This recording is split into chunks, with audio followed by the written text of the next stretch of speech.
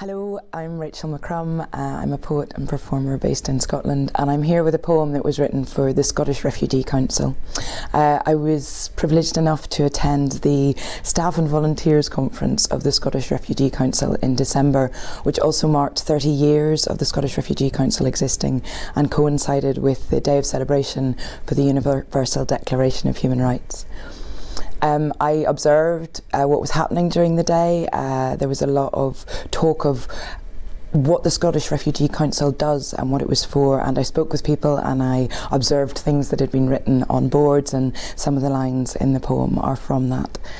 The one thing that really struck me speaking with people who work here is that they're constantly battling a shifting ground, a changing legislation and policy context that makes it very difficult to establish permanent practices. They're constantly fighting against that situation. But the one thing that remains constant is that there are waves of people moving around the world who need help and need support, and that's what they're there for.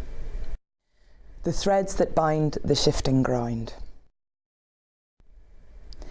Who are we for? For the tide that ebbs and flows, for the exhausted streams running determined and afraid. What are we for?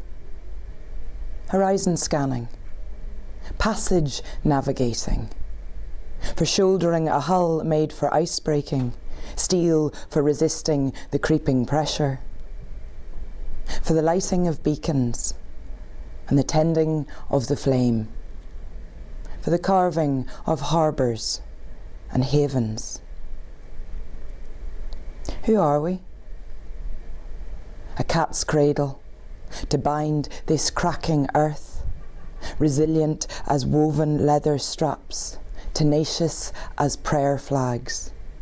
High proud shades, face to the wind, rooted in the shivering ground. A spade dug deep is a gift of fight, is a light listening to darkness, is a shoulder shoring up this fragile, shifting world.